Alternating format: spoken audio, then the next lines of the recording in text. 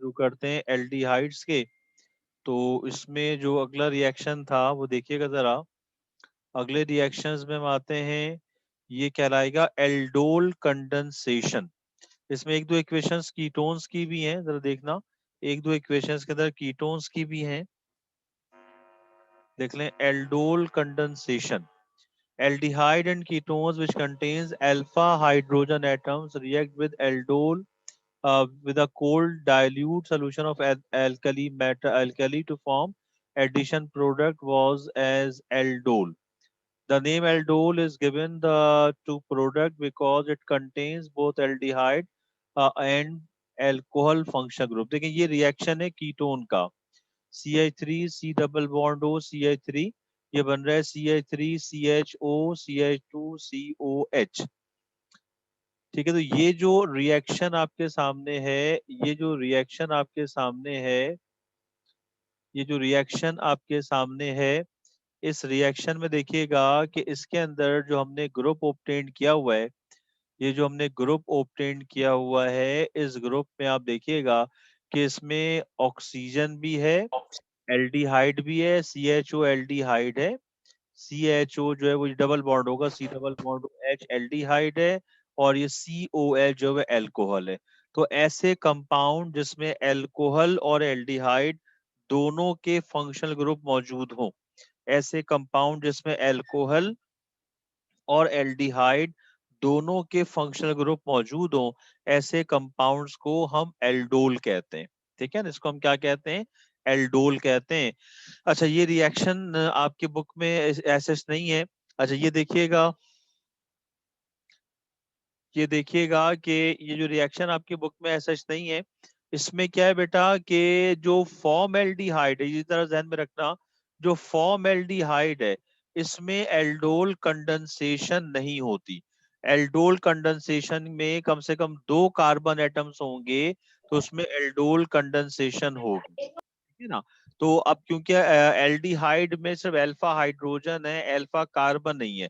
अगर alpha carbon है तो एल्डोल कंडेंसेशन होगी। तो अगर एल्डिहाइड, अगर हम बात करते हैं एल्डोल के माने क्या हुए, एल्डोल के क्या माने हैं कि उसमें एल्डिहाइड ग्रुप भी होगा और अल्कोहल ग्रुप भी होगा। एल्डोल के माने क्या है कि उसमें एल्डिहाइड ग्रुप भी होगा और उसमें जो है वो अल्कोहल ग्रुप भी होगा। लिहाजा अगर एल्डिहाइड ग्रुप है तो उसके लिए हमें एक कार्बन चाहिए, अगर अल्कोहल ग्रुप है तो हमें उसके लिए भी एक कार्बन चाहिए। तो इसलिए अगर एल्डोल बन रहा है, एक ऐसा कंपाउंड जिसमें एल्डिहाइड और अल्कोहल दोनों के फंक्शनल ग्रुप मौजूद हैं, तो उसके लिए कम से कम आपको 2 कार्बन एटम्स चाहिए। देखिए, जब हम बात करते हैं फॉर्मेल्डिहाइड की, तो फॉर्मेल्डिहाइड में सिर्फ 1 कार्बन एटम होगा। तो ये एक रीजन आती है कि formaldehyde is not form aldol. ठीक है, कि फॉर्मेल्डिहाइड एल्डोल फॉर्म नहीं करता, और या इसमें एल्डोल कंडेंसेशन का प्रोसेस नहीं होता। उसकी रीजन क्या है कि actually formaldehyde contain only 1 carbon atom, therefore it does not react does not form aldol condensation, because in aldol condensation at least 2 carbon are required। ठीक है, ये होगा एल्डोल कंडेंसेशन की कंडीशन, कि अगर फैमिली में एल्डिहाइड में या कीटोन्स में 2 कार्बन एटम होंगे तो एल्डोल कंडेंसेशन का प्रोसेस होगा। क्योंकि फॉर्मेल्डिहाइड में सिर्फ एक कार्बन एटम होता है, इस वजह से उसमें एल्डोल कंडेंसेशन का प्रोसेस नहीं होगा। ये रीजन आती है बेटा। तो कीटोन्स के अंदर एल्डोल कंडेंसेशन का प्रोसेस हो जाएगा, फॉर्म एल्डिहाइड में नहीं होगा। फॉर्म एल्डिहाइड के अलावा अगर कोई और कंपाउंड एल्डिहाइड का है, एसिड एल्डिहाइड है या प्रोपियोन एल्डिहाइड है, तो उसमें एल्डोल कंडेंसेशन का प्रोसेस होगा। ठीक है, अब इसके बाद हम आते हैं सेकंड जो रिएक्शन है, यह है टॉलेंस रिएजेंट। टॉलेंस रिएजेंट को हम कहते हैं कि सिल्वरिंग ऑफ मिरर की फॉर्मेशन होती है। सिल्वरिंग ऑफ मिरर की फॉर्मेशन होती है। अच्छा, सिल्वरिंग ऑफ मिरर कैसे बनेगा कि टॉलेंस रिएजेंट हम कहते हैं अमोनिकल सिल्वर नाइट्रेट को। टॉलेंस रिएजेंट हम कहते हैं अमोनिकल सिल्वर नाइट्रेट जो है, इसको कहा जाता है Tollens reagent. Ammoniacal silver nitrate को हम कहते हैं टॉलेंस रिएजेंट, हम कहते हैं ammoniacal silver nitrate. Ammoniacal silver nitrate होता है mixture of sodium hydro mixture of ammonium hydroxide and silver nitrate. The mixture of ammonium hydroxide and silver nitrate is called Tollens reagent. जब Tollens reagent के साथ हम reaction करवाते हैं, देखिए ये HCHO, यहाँ R लिखा हुआ है, यहाँ आप HCHO लिखिएगा, तो HCHO के बाद क्या जाएगा, HCOONH4 plus Ag plus NH3 plus H. तो ये जो सिल्वर है, ये सिल्वर जो है वो मिरर के मिरर मिरर फॉर्म करती है. शीशे की प्लेट पर आकर इसकी एक लेयर आ जाती है, जिसको हम सिल्वरिंग ऑफ मिरर कहते हैं. तो अगर हमें शीशे के ऊपर एक मिरर बनाना है, तो हम सिल्वर की एक लेयर प्रोड्यूस करते हैं उस पे. By the reduction of silver, इसे हम कहते हैं सिल्वरिंग ऑफ मिरर. लिहाजा इस प्रोसेस को, जब फॉर्म एल्डिहाइड को या एल्डिहाइड को हम टॉलेंस रिएजेंट के साथ रिएक्ट करवाते हैं, तो वहां पर एक मिरर ऑब्टेन करते हैं सिल्वर की. ये प्रोसेस सिल्वरिंग ऑफ मिरर कहलाता है. इसमें AgNH, तो जिसका आप नाम लिख सकते हैं, क्या हो जाएगा, डायमाइन सिल्वर 1 हाइड्रोक्साइड. और ये डायमाइन सिल्वर 1 हाइड्रोक्साइड कैसे आती है बेटा, जब हम अमोनियम हाइड्रोक्साइड को सिल्वर नाइट्रेट के साथ, कॉन्सेंट्रेटेड अमोनियम हाइड्रोक्साइड को जब कॉन्सेंट्रेटेड सिल्वर नाइट्रेट के साथ रिएक्ट करवाते हैं, तो हम दो स्टेप्स में हम ऑब्टेन करते हैं. पहले स्टेप में जो है वो अमोनियम हाइड्रोक्साइड सिल्वर नाइट्रेट से, और अमोनियम हाइड्रोक्साइड के रिएक्शन में सिल्वर हाइड्रोक्साइड ऑब्टेन करते हैं, फिर सिल्वर ऑक्साइड ऑब्टेन करते हैं, और फिर ही हमारे पास एक कॉम्प्लेक्स कंपाउंड आता है, डायमाइन सिल्वर 1 हाइड्रोक्साइड. इस डायमाइन सिल्वर 1 हाइड्रोक्साइड को जब हम रिएक्ट करवाते हैं फॉर्म एल्डिहाइड या किसी भी एल्डिहाइड के कंपाउंड से, तो हम यहाँ पर ऑब्टेन करते हैं सिल्वर की एक लेयर. सिल्वर रिड्यूस हो जाती है और रिडक्शन के बाद उसकी एक लेयर शीशे की प्लेट पर आकर डिपॉजिट हो जाती है. इस प्रोसेस को हम सिल्वरिंग ऑफ मिरर कहते हैं. ये एमसीक्यूज में पूछा जा सकता है. प्रोसेस क्या कहलाएगा, सिल्वरिंग ऑफ मिरर कहलाएगा. ठीक है, प्रोसेस को हम क्या कहेंगे, प्रोसेस को हम कहते हैं सिल्वरिंग ऑफ मिरर कहते हैं. और सिल्वरिंग ऑफ मिरर कैसे होगी, जब हम एल्डिहाइड को रिएक्ट करवाएंगे टॉलेंस रिएजेंट से. टॉलेंस रिएजेंट किसे कहेंगे, कि the mixture of concentrated silver nitrate and ammonium hydroxide solution is called Tollens reagent. इसमें से 2-3 एमसीक्यूज और रीजन बन सकता है बेटा, कि टॉलेंस रिएजेंट क्या होता है, सिल्वरिंग ऑफ मिरर की इक्वेशन क्या होगी, एल्डोल कंडेंसेशन क्या होगा, and why formaldehyde do not form aldol condensation. तो एल्डोल के माने क्या हैं, एल्डोल ये सिर्फ एक लाइन में तुम्हारे बुक में लिखा हुआ है. एल्डोल की मीनिंग क्या है, the compound which contain aldehyde as well hydroxyl और OH group are known as aldol. The compound of alcohol and aldehyde, the mixed compound of alcohol and aldehyde is called aldol. ठीक है, लिहाजा अब अगर alcohol अगर alcohol या aldehyde है, अगर एल्कोहल या एल्डिहाइड है, एल्कोहल या एल्डिहाइड अगर है, तो एल्कोहल के लिए भी एक कार्बन चाहिए और एल्डिहाइड के लिए भी कार्बन चाहिए. एल्कोहल के लिए भी कार्बन चाहिए और एल्डिहाइड के लिए भी कार्बन चाहिए. लिहाजा एल्डोल कंपाउंड के लिए हमें कम से कम 2 कार्बन चाहिए. और फॉर्म एल्डिहाइड के पास क्या होता है, सिर्फ एक कार्बन. इस वजह से फॉर्म एल्डिहाइड जो है उसमें एल्डोल कंडेंसेशन का प्रोसेस नहीं होता. ठीक है बेटा, ओके, क्लियर है भाई यहाँ तक. इसके बाद आ जाएं, आगे चलते हैं. आगे क्या आ गया, फैलिंग रिएक्शन. फैलिंग सोल्यूशन हम कहते हैं. फैलिंग सोल्यूशन जो है दो टाइप्स के होते हैं. एक फैलिंग सोल्यूशन ए होता है, एक फैलिंग सोल्यूशन बी होता है. फैलिंग सोल्यूशन ए जो है वो कहलाता है कॉपर सल्फेट. Copper sulphate. और फैलिंग सोल्यूशन बी होता है sodium hydroxide with copper hydroxide. दो फैलिंग सोल्यूशन है. यहाँ पर जो फैलिंग सोल्यूशन हम इस्तेमाल कर रहे हैं वो बी इस्तेमाल कर रहे हैं, sodium hydroxide with copper hydroxide. जब हम इसको, ये सिंपल रिएक्शंस हैं. जो मेजर इक्वेशंस थी एडिशन रिएक्शन की, जो लॉजिकल थी, वो हमने क्लास में डिस्कस कर ली हैं. ये एक सिंपल रिएक्शंस हैं, आपको इक्वेशंस को याद रखना है. कि जब फैलिंग सोल्यूशन के क्या माने होंगे, mixture of sodium hydroxide and copper hydroxide. देखिए इसमें बहुत सारे ऐसे फॉर्मूले हैं जो आपसे एमसीक्यू से पूछे जा सकते हैं. लाइक एल्डोल क्या हो जाएगा, compound containing aldehyde and alcohol group, ठीक है ना। इसके अलावा टॉलरेंस रिएजेंट क्या हो जाएगा, mixture of concentrated silver nitrate ammonium hydroxide solution, और Fehling solution A copper sulphate, Fehling solution B sodium hydroxide with copper hydroxide. तो जब हम फेलिंग सोल्यूशन बी से रिएक्ट करवाते हैं फॉर्मएल्डिहाइड को, तो हम ये यहाँ पर आप स्पेसिफिक फॉर्मएल्डिहाइड लिख लें। यहाँ आर लिखा हुआ है, आर के माने कुछ भी कार्बन की तादाद हो सकती है, क्योंकि आप फॉर्मएल्डिहाइड का रिएक्शन पढ़ रहे हैं। यहाँ पे आप एच लिख लें, तो HCHO plus copper hydroxide plus sodium hydroxide, HCOONA, HCOONA sodium format plus cuprous oxide Cu2O, और प्लस जो है H2O क्यूप्रस ऑक्साइड के रेड प्रेसिपिटेट हासिल होते हैं। देखिए आपके पास जो रिड्यूस सिलेबस है, उस रिड्यूस सिलेबस में एल्डिहाइड और कीटोन और एल्कोहल इस चैप्टर में, लिहाजा जितने भी रिएक्शंस हैं एल्डिहाइड के, जितने भी रिएक्शंस हैं एल्कोहल के, और जितने भी रिएक्शंस कीटोन्स के हैं, वो सब तुम्हें याद होने चाहिए। ठीक है बेटा, क्योंकि इसी में से लास्ट, क्योंकि अब आपके पास चॉइसेस कम हो गई, तो ये तमाम चीजें आपने करनी है। चॉइसेस कम है तो आपको ये तमाम चीजें जो हैं वो खुद ब खुद एडजस्ट करनी है, ज्यादा आपको याद करना पड़ेगी। इन इक्वेशंस को याद कीजिएगा। इसके बाद हम आते हैं नेक्स्ट, जो हमारा रिएक्शन है, नेक्स्ट रिएक्शन कैनी-ज़ेरो रिएक्शन। ये भी बड़ा इंपॉर्टेंट रिएक्शन है। formaldehyde that have no alpha hydrogen, ये अल्फा हाइड्रोजन मीन्स जो अल्फा कार्बन के साथ हाइड्रोजन होगा उसे अल्फा हाइड्रोजन कहेंगे। ठीक है, अल्फा कार्बन के साथ जो हाइड्रोजन होता है वो अल्फा हाइड्रोजन कहलाता है।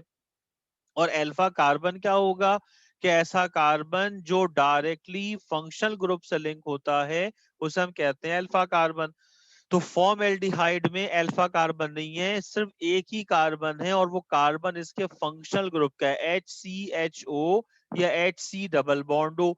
तो फॉर्मएल्डिहाइड का जो कार्बन है वो इसके फंक्शनल ग्रुप का ही कार्बन है। फॉर्मएल्डिहाइड का जो कार्बन है वो इसके फंक्शनल ग्रुप का ही कार्बन है। लिहाजा फॉर्मएल्डिहाइड में अल्फा कार्बन नहीं, अल्फा हाइड्रोजन नहीं होता, अल्फा कार्बन नहीं होता। अल्फा कार्बन होगा तो अल्फा हाइड्रोजन होगा। ठीक है ना। इसमें कैनी-ज़ेरो रिएक्शन है। कैनी-ज़ेरो रिएक्शन को हम कहते हैं self oxidation and reduction reaction. एक ऐसा रिएक्शन होगा जिसमें aldehyde, formaldehyde simultaneously oxidise भी होगा और रिड्यूस भी होगा। ठीक है, लिहाजा इसको हम सेल्फ ऑक्सीडेशन और रिडक्शन रिएक्शन भी कहते हैं। एक ऐसा रिएक्शन जिसमें फॉर्म एल्डिहाइड साइमल्टेनियसली, एक साथ उसमें रिडक्शन का प्रोसेस भी हो, उसमें ऑक्सीडेशन का प्रोसेस भी हो, उसे हम नाम देंगे, उसे हम नाम देंगे, क्या नाम देंगे उसे हम, सेल्फ ऑक्सीडेशन रिडक्शन रिएक्शन, या कैनी-ज़ेरो रिएक्शन इसे जो है वो कहा जाता है। जैसे हम क्या कहेंगे, कैनी-ज़ेरो रिएक्शन कहेंगे। ठीक है ना। ये देखिए ये आ गया, it is called, it is a disproportion self oxidation reduction reaction in which two molecules of the aldehyde are involved, one molecule being converted into the corresponding alcohol, the reduced product, and the other into the acid, in salt form, the oxidation product. The reaction is carried out aqueous solution of sodium hydroxide. ये देखिएगा जरा, ये sodium hydroxide के साथ reaction हो रहा है। अच्छा 2 मिनट वेट करें, आजान हो रही है, इसके बाद में आपको अभी आगे, अपने इसमें नोट कीजिएगा।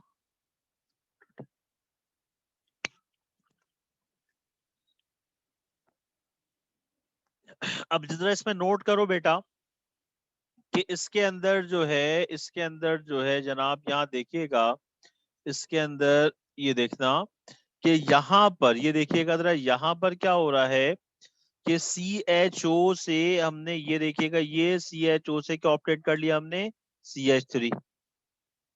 और सेकंड अगर आप नोट करें तो सेकंड में क्या आ रहा है, यहाँ CHO से हमने क्या ऑप्टेट कर लिया, HCOONA। यहाँ पर HCOONA है और नीचे CH3। यहाँ देखना कि HCHO है और वहां पर क्या हो रहा है, HCOONA। ठीक है, तो एल्डिहाइड से हम क्या ऑब्टेन करें, अल्कोहल।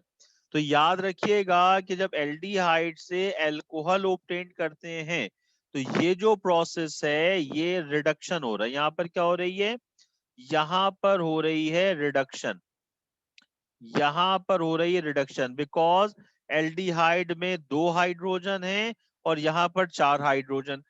तो हाइड्रोजन का इजाफा रिडक्शन कहलाता है, हाइड्रोजन का इजाफा रिडक्शन कहलाता है, और ऑक्सीजन का इजाफा ऑक्सीडेशन कहलाता है। ठीक है, हाइड्रोजन का इजाफा जो है, ठीक है ना। अब ऑक्सीजन का इजाफा क्या हो जाएगा बेटा, ऑक्सीडेशन। एडिशन ऑफ ऑक्सीजन क्या हो जाएगी, ऑक्सीडेशन। तो यहाँ पर जो प्रोसेस है वो कौन सा हो गया, ये ऑक्सीडेशन हो गया। यहाँ पर प्रोसेस क्या हो गया, ऑक्सीडेशन। तो एक जगह पर रिडक्शन का प्रोसेस हो रहा है और एक जगह पर प्रोसेस क्या हो रहा है, ऑक्सीडेशन का। तो क्योंकि इसमें साइमल्टेनियसली ऑक्सीडेशन और रिडक्शन का प्रोसेस हो रहा है, इस वजह से इस रिएक्शन को हम नाम देते हैं सेल्फ ऑक्सीडेशन रिडक्शन रिएक्शन, और इसे कहा जाता है कैनी-ज़ेरो रिएक्शन, इसे जो है कहा जाता है, इसे हम कहते हैं कैनी-ज़ेरो रिएक्शन। और इसमें जो फॉर्म एल्डिहाइड है वो साइमल्टेनियसली ऑक्सीडाइज भी होता है और रिड्यूस भी होता है। सही है बेटा। इसके बाद आते हैं नेक्स्ट जनाब, नेक्स्ट हमारे पास जो है वो देखिएगा पॉलीमेराइजेशन रिएक्शन। फॉर्मेल्डिहाइड में स्पेसिफिक कंडीशंस पर पॉलीमेराइजेशन का प्रोसेस होता है। पॉलीमेराइजेशन हम किसे कहते हैं, पॉलीमेराइजेशन हम किसे कहते हैं बेटा, पॉलीमेराइजेशन हम किसे कहते हैं कि अगर स्मॉलर मॉलिक्यूल्स कंबाइंड हो और मिलकर कोई लार्जर मॉलिक्यूल फॉर्म कर लें। अगर स्मॉलर मॉलिक्यूल्स कंबाइंड हो और मिलकर लार्जर मॉलिक्यूल फॉर्म कर लें तो इस प्रोसेस को पॉलीमेराइजेशन कहते हैं। एक ऐसा प्रोसेस जिसमें स्मॉलर मॉलिक्यूल्स एक दूसरे के साथ कंबाइंड हो और लार्जर मॉलिक्यूल फॉर्म कर लें, इस प्रोसेस को हम क्या कहते हैं, polymerisation. Formaldehyde polymerizes in the presence of dilute sulfuric acid to form a white solid called metaformaldehyde। और अगर आपको याद हो, अगर आपको याद हो तो मैंने आपको टाइप्स ऑफ फॉर्मेल्डिहाइड बताया था कि फॉर्मेल्डिहाइड ऐसा कंपाउंड है जो नॉर्मल टेम्परेचर पर गैस होता है, -62 डिग्री सेंटीग्रेड पर लिक्विड होता है, और आफ्टर पॉलीमेराइजेशन क्या होगा, ये सॉलिड होगा। तो ये हमें सॉलिड में, लिक्विड में और गैस में तीनों फॉर्म में मिलेगा। देखिए डाइल्यूट सल्फ्यूरिक एसिड के साथ, डाइल्यूट सल्फ्यूरिक एसिड में जब डाइल्यूट सल्फ्यूरिक एसिड है तो डाइल्यूट सल्फ्यूरिक एसिड के साथ इसके 3 मॉलिक्यूल्स कंबाइंड होते हैं, और 3 मॉलिक्यूल्स जो है वो कंबाइंड होकर फॉर्म कर लेते हैं मेटाफॉर्मेल्डिहाइड, जो कि बेसिकली सॉलिड है। तो ये 3 मॉलिक्यूल्स मिलते हैं फॉर्मेल्डिहाइड के, और मिलने के बाद ये क्या फॉर्म कर लेंगे, मेटाफॉर्मेल्डिहाइड, इनका स्ट्रक्चर लिखा हुआ है। और इस तरह जो मेटाफॉर्मेल्डिहाइड होता है ये जो है बेसिकली ये क्या कहलाएगा बेटा, ये हो जाएगा solid form of the form aldehyde, ये व्हाइट सॉलिड होता है। इसके बाद आ जाए जनाब, when formaldehyde condenses with phenol it gives synthetic plastic called bakelite, that is the most important reaction। ये भी polymerization है, ये मैंने आपको चैप्टर नंबर 6 में पढ़ाया था और बहुत दफा इसकी क्वेश्चन पेपर में आती है, एमसीक्यूज भी इसके बेकलाइट के पूछे गए हैं, इसकी डिटेल हम पढ़ चुके हैं, आप बहरहाल देख लें। जब फॉर्मेल्डिहाइड को हम रिएक्ट करवाते हैं फिनोल के साथ तो हम एक सिंथेटिक प्लास्टिक ऑब्टेन करते हैं जिसे हम नाम देते हैं बेकलाइट का। सिंथेटिक प्लास्टिक हासिल करते हैं, इस सिंथेटिक प्लास्टिक को हम नाम देते हैं बेकलाइट का। ठीक है ना, लिहाजा बेकलाइट जो है ये पॉलीमर होता है फॉर्मेल्डिहाइड का और फिनोल्स का। ये मोस्ट इंपॉर्टेंट इक्वेशन है बेटा, और इसमें आपको इसमें से एमसीक्यूज भी पेपर में आते हैं, अगर पास पेपर देखें इसमें से एमसीक्यूज भी आते हैं। ठीक है, ये हमारे पास रिएक्शंस जो हैं वो फॉर्म एल्डिहाइड के कंप्लीट हो गए। मोस्ट इंपॉर्टेंट रिएक्शंस हैं फॉर्म एल्डिहाइड के, और इसके साथ साथ जो है फॉर्म एल्डिहाइड और इसके साथ साथ जो है फॉर्म एल्डिहाइड और इसके साथ जो अल्कोहल के जो रिएक्शंस हैं, अल्कोहल के जो रिएक्शंस हैं, ये बहुत बहुत इंपॉर्टेंट है बेटा। ठीक है, ये हमारे रिएक्शंस जो हैं वो कंप्लीट हो गए हैं बेटा। अब इसके बाद हम आते हैं physical properties of formaldehyde. Formaldehyde is a gas at room temperature. Other lower aldehyde and ketones are colorless liquid. Density of aldehyde and ketone is less than water. ये क्योंकि दोनों एक ही फैमिली लिहाजा इसमें प्रॉपर्टीज कंबाइंड लिखी हुई हैं। Aldehyde have unpleasant and pungent smell, whereas ketones has a pleasant smell. Aldehyde and ketones have high boiling point. Uses देखिएगा फॉर्मेल्डिहाइड के बहुत इंपॉर्टेंट, ये जो पहला इसका यूज है, ये एमसीक्यूज में पूछा जाता है। 40% aqueous solution of formaldehyde is used as preservative for biological specimen। 40% जो फॉर्मेल्डिहाइड सोल्यूशन होता है इसको फॉर्मलिन कहते हैं। और आपने सुना होगा कि फॉर्मलिन जो है वो बेसिकली, फॉर्मलिन किसके काम आएगा? फॉर्मलिन हम बायोलॉजिकल स्पेसिमेन को प्रिजर्व करने के काम आता है।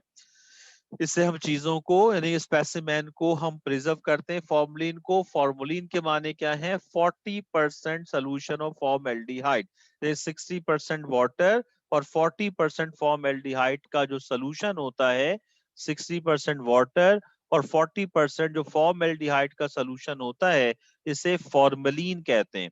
It is use to prepare synthetic plastic that is Bakelite. इसके एप्लीकेशन देख लिया आपने कि बेकलाइट पे इस्तेमाल में आता है, और इसके अलावा जो है ये यूज हम करते हैं इसे किसके लिए? ये प्लास्टिक बनाने में और फॉर्मुलिन के लिए इस्तेमाल में आता है।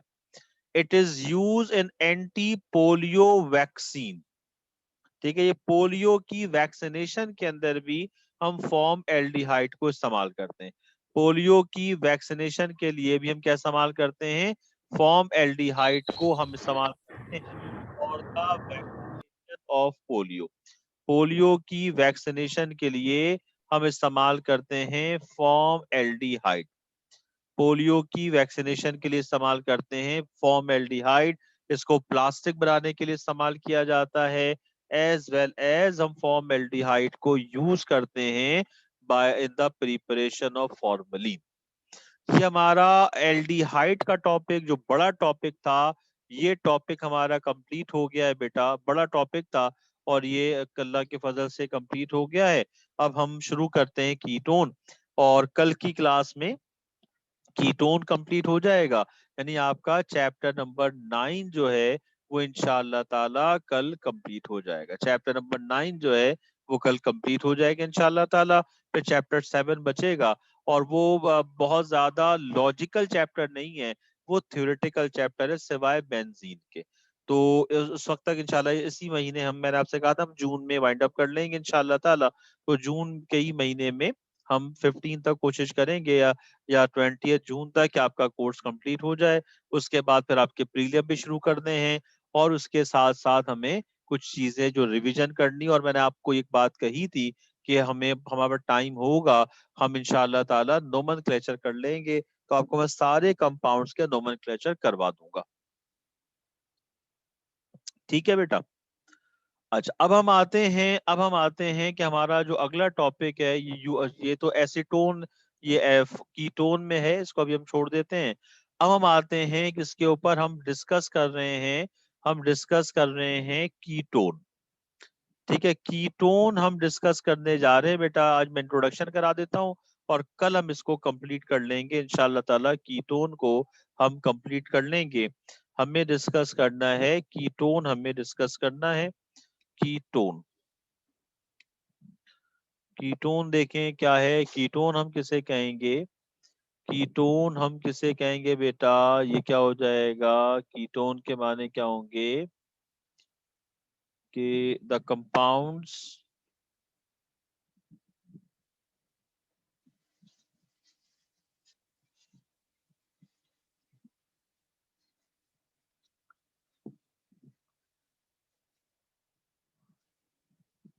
compounds of carbon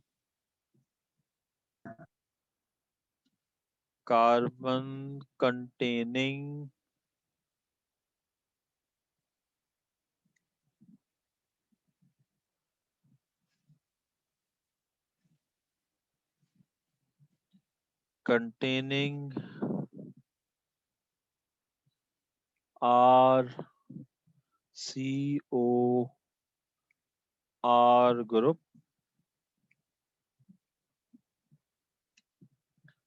are called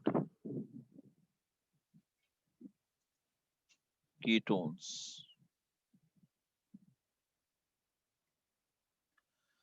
अच्छा, आपसे कहा था फॉर्मूला इसका CnH2nO होगा। जो एल्डिहाइड का फॉर्मूला है वही फॉर्मूला किसका हो जाएगा बेटा, वही फॉर्मूला जो है वो कीटोन का हो जाएगा। जो एल्डिहाइड का फॉर्मूला है वही फॉर्मूला किसका होगा, वही फॉर्मूला कीटोन का होगा। तो कार्बन के ऐसे तमाम कंपाउंड जिनके पास RCOR ग्रुप होता है उसे हम नाम देते हैं कीटोन्स का। ठीक है ना, उसे हम क्या नाम देंगे, उसे हम नाम देते हैं कीटोन्स का, उसे नाम दिया जाता है। अच्छा, इसका इसका जो सफेक्स होता है, IUPAC सफेक्स जो इसका होता है, वो जो सफेक्स का होगा, सफेक्स ऑफ कीटोन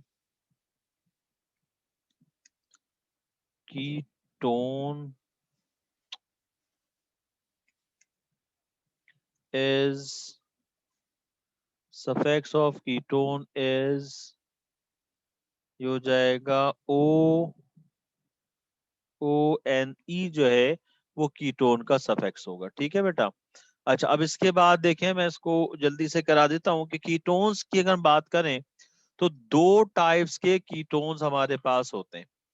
दो टाइप्स के हमारे पास जो हैं वो कीटोन्स होते हैं। अगर हम बात करते हैं टाइप्स ऑफ कीटोन्स की, तो टाइप्स ऑफ कीटोन्स हैं जो टाइप्स ऑफ कीटोन्स हैं टाइप्स ऑफ कीटोन्स की अगर हम बात करते हैं तो जो टाइप्स ऑफ कीटोन्स हैं ये क्या हो जाएंगे, देखिएगा दो टाइप के हमारे पास कीटोन्स होते हैं बेटा। एक को हम कहते हैं पहला जो है ये कहलाता है, पहला कहलाता है सिमेट्रिकल कीटोन्स। सिमेट्रिकल कीटोन्स कहलाता है बेटा, पहला सिमेट्रिकल कीटोन्स होता है। और जो सेकंड है, पहला जो है वो सिमेट्रिकल कीटोन्स होता है। और जो सेकंड होता है ये होता है अनसिमेट्रिकल कीटोन। ये अनसिमेट्रिकल कीटोन्स जो है ये होता है अनसिमेट्रिकल कीटोन्स, इसको हम कहते हैं। अब दोनों को मैं आपको कंबाइंड करके पढ़ाता हूँ क्योंकि टाइम कम है हमारे पास। अब देखिएगा जरा, सिमेट्रिकल कीटोन क्या होगा, सिमेट्रिकल कीटोन क्या होगा, जैसे अगर मैं लिख रहा हूँ इस तरीके से, ये देखिएगा जरा गौर से, अगर मैं लिख रहा हूँ इस तरीके से, मैं लिख रहा हूँ कि अगर मैंने लिखा CH3 और C double bond O CH3, और एक मैं लिख रहा हूँ CH3 CH2 CO CH3। आप इस C डबल बॉन्ड O को ऐसे लिख सकते हैं। तो आप देखें कि यहाँ पर CO के दोनों तरफ रेडिकल की तादाद सेम है, एक जैसे रेडिकल्स हैं, तो उसको हम नाम देंगे सिमेट्रिकल कीटोन का। ये पहले की एग्जांपल है और ये दूसरे का। टाइम कम है इसलिए मैं चाह रहा हूं मैं दो मिनट क्लचर करा दूं। और यहाँ आप नोट करें तो यहाँ पर इथाइल रेडिकल है, यहाँ रेडिकल इथाइल है, यहाँ पर मिथाइल है, तो इसको हम नाम क्या देंगे, इसको हम नाम देंगे अनसिमेट्रिकल इथोन कीटोन का हम नाम देंगे। अगर CO के दोनों तरफ रेडिकल सिमिलर हैं तो वो सिमेट्रिकल कीटोन कहलाएगा। अगर दोनों तरफ रेडिकल डिफरेंट है तो वो कहलाएगा अनसिमेट्रिकल कीटोन। अब जल्दी से मैं आपको इसके कॉमन नेम के मुतालिक बता दूं।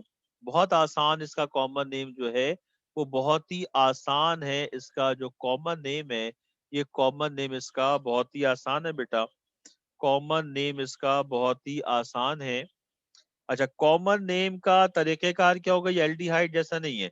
कॉमन नेम में क्या होगा बेटा, याद रखिएगा, कॉमन नेम में क्या होगा कि आपने ये देखना है, आपने ये देखना है कि जनाब कि इसके गिर्द रेडिकल कितने हैं, सीओ से पहले सीओ के बाद कितने रेडिकल्स हैं।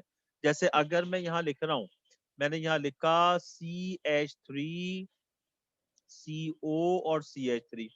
अब CO से पहले भी एक रेडिकल है मिथाइल, CO के बाद भी एक रेडिकल है मिथाइल। आप दोनों रेडिकल के नाम लिखेंगे और आखिर में कीटोन का इजाफा कर देंगे। ये भी मिथाइल, ये भी मिथाइल, क्या नाम आ जाएगा इसका? ये हो जाएगा डाई मिथाइल, डाई मिथाइल और कीटोन। ये हो जाएगा डाई मिथाइल कीटोन हो जाएगा। ठीक है बेटा, ये क्या हो जाएगा? Di di di methyl ketone जो है वो इसका नाम हो जाएगा डाई मिथाइल कीटोन। इसके बाद अगर आप आ जाएं, अब ये देखिएगा, अगर मैं यहां ऐसे लिख रहा हूं CH3 CH2 C double bond O CH3। अच्छा, ये ध्यान में रखना बेटा, ये CO है, ये CO है, ये C डबल बॉन्ड O। अब यहाँ क्या है, ये वाला रेडिकल कौन सा है? इथाइल। और ये रेडिकल कौन सा? मीथाइल। तो इसका नाम क्या हो जाएगा? जो हो जाएगा इथाइल, इथाइल मिथाइल और कीटोन। Ethyl methyl ketone. अच्छा, अब जरा अगर मैं एक यहाँ ऐसे लिखूं, देखना जरा, CH3 CH3 C double bond O CH3 और CH3। अब C डबल बॉन्ड O से पहले जो है, C डबल बॉन्ड O से पहले क्या है? प्रोपाइल, और ये आइसोप्रोपाइल होगा। C डबल बॉन्ड O के बाद भी प्रोपाइल, आइसोप्रोपाइल। तो उसको आप क्या लिखोगे? इसे हम लिखेंगे di isopropyl, di isopropyl ketone. सही है भाई। लिहाजा जितने भी कार्बन, जितने भी रेडिकल्स होंगे CO से पहले या CO के बाद, और CO के बाद, CO से पहले जो रेडिकल्स हैं, CO के बाद जो रेडिकल्स हैं, उन रेडिकल्स का नाम लिखेंगे आप अल्फाबेटिकली और आखिर में इजाफा कर देंगे आप कीटोन का। तो ये कीटोन का कॉमन नेम आ जाएगा। अगर आप देखते हैं कि रेडिकल आइसो न्यो है या सेकेंडरी और प्राइमरी है, तो आप उसका नाम भी लिख सकते हैं। जैसे यहाँ पर दोनों रेडिकल आइसो थे, तो आइसो और डाई आइसो प्रोपाइल, ये दोनों प्रोपाइल हैं, दोनों आइसो हैं, तो डाई आइसो प्रोपाइल कीटोन। तो CO से पहले और CO के बाद जितने रेडिकल्स हैं, उन रेडिकल्स का नाम आप लिख लें, अल्फाबेटिकली लिख लें, और उसके बाद आप इजाफा कर दें कीटोन्स का। सही है बेटा। अब इसमें इसका IUPAC नेम रह गया है और इसकी प्रिपरेशन रिएक्शन जो छोटे छोटे हैं और एल्डिहाइड जैसे, तो पूरी कोशिश हम करते हैं कि कल की क्लास में हम चैप्टर नंबर 9 कंप्लीट कर लें। कल की क्लास में इंशाअल्लाह ताला चैप्टर नंबर 9 जो है हमारा वो कंप्लीट हो जाएगा। चैप्टर नंबर 9 हमारा इंशाअल्लाह ताला कल की क्लास में कंप्लीट हो जाएगा और उसके बाद फिर हम नेक्स्ट क्लास में चैप्टर नंबर 7 शुरू कर देंगे। मैंने अभी आपसे कहा कि चैप्टर 7 जो है वो बहुत लॉजिकल नहीं है, वो थ्योरेटिकल है। स्पेशली उसमें जो अल्केन अल्कीन अल्काइन है वो बहुत थ्योरेटिकल है, वो जल्दी जल्दी चीज हो जाएंगी, और क्योंकि अब आपने इतना सब कुछ पढ़ लिया है तो उसमें तुम्हें आसानी होगी। ठीक है बेटा। तो आई थिंक सो आज कोई ऐसा इशू हुआ नहीं होगा, समझ में आ गया होगा। फिर भी कोई प्रॉब्लम हो तो आप मुझे अभी आप मैसेज करके पूछ सकते हैं। यहाँ तक क्लियर है बेटा? किसी को कोई प्रॉब्लम तो नहीं है? हाँ भाई, जल्दी से बताओ बेटा, जल्दी से बताओ। सबकी समझ में आ गया? सेकेंड ईयर क्लियर है? निम्रा मंसूर और मिल्हा के क्लियर है भाई, सिर्फ बाकी सब बंद क्लियर है भाई।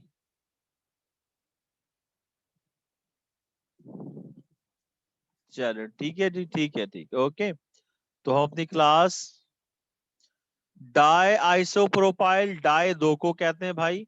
यहां देखो, एक दो और तीन, एक दो और तीन, ये तीन हो गए, और यहाँ पर कॉर्नर पर CH3 को आइसो कहते हैं।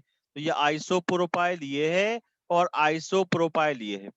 दो आइसोप्रोपाइल है ना बेटा, एक ये आइसोप्रोपाइल है, एक ये आइसोप्रोपाइल है, एक ये आइसोप्रोपाइल है।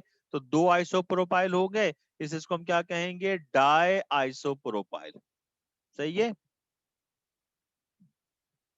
जब ये लाइट नहीं होती है, अब क्या कर सकते हैं भाई, अल्लाह बेहतर करेगा। कल से लाइट भी भिजवा देंगे तुम्हारे, टेंशन नहीं लो भाई।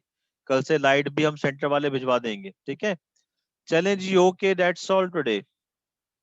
और अगर लाइट का इशू है नूर फातिमा, आई थिंक अगर लाइट का इशू है किसी को, तो वो सेंटर आ जाए। सेंटर में भी लाइट का इशू है तो अब हम कुछ नहीं कर सकते, बट अगर किसी को लाइट की प्रॉब्लम है तो सेंटर ऑन है, सेंटर से आके क्लासेस ले लो। दो तीन ही बच्चे होंगे, इनको प्रॉब्लम अगर हो रही है तो वो सेंटर आ जाए, ठीक है बेटा। Okay, that's all today.